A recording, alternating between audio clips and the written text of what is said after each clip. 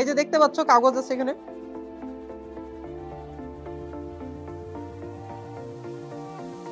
এই যে দেখছো এটার কি পাওয়ার অনেক বেশি না? এই যে দেখো এটা কিন্তু এখনো লেগে আছে, তাই না? চলো আমরা একটা অ্যানিমেশন দেখি। তো এখানে কি হচ্ছে দেখো, এই যে এটা হচ্ছে আমাদের সিল্কের কাপড় আর এটা হচ্ছে আমাদের কাচের বোতল। আর আমরা কি করব, একটু ঘষা দিব সিল্কের কাপড়ের সাথে আমাদের বোতলটাকে, এই যে একটু ঘষা দিলাম, ঠিক আছে। আবার দেখো এই যে আমাদের কাপড়ের সাথে বোতলটাকে কি করবে, একটু ঘষা দিব, ঠিক আছে। ঘষা দিলাম, ঘষা দেওয়ার পরে এরকম কাগজের টুকরার মধ্যে আমি নিয়ে এসে রাখছি, কাগজের টুকরার মধ্যে। তাহলে কাগজের টুকরাগুলোকে দেখা যাবে সেটা কি করছে, এভাবে আকর্ষণ করছে। কাগজের টুকরাগুলোকে সে কি করছে, আকর্ষণ করছে। কেমন, কাগজের টুকরাগুলোকে সে কি করছে, আকর্ষণ করে তার কাছে নিয়ে নিচ্ছে। এখন কেন এটা আকর্ষণ করছে, এখন এটা আমরা বোঝার চেষ্টা করি।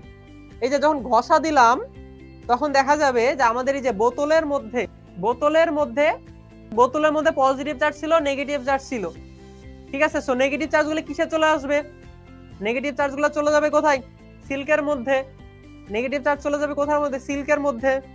আর এখানে কি শুধুমাত্র পজিটিভ গুলা পড়ে থাকবে, শুধুমাত্র পড়ে থাকবে কি আমাদের পজিটিভ গুলা। আচ্ছা, এখন এই যে পজিটিভ গুলা পড়ে থাকলো, এখন দেখো আমাদের এই যে কাগজ, যেটা কাগজের টুকরার মধ্যে কি আছে, পজিটিভও আছে নেগেটিভও আছে।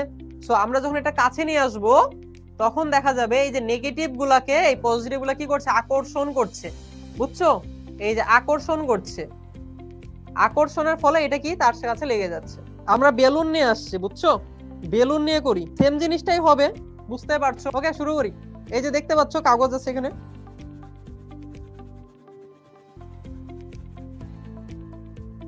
এই যে দেখছো এটার কি পাওয়ার অনেক বেশি না?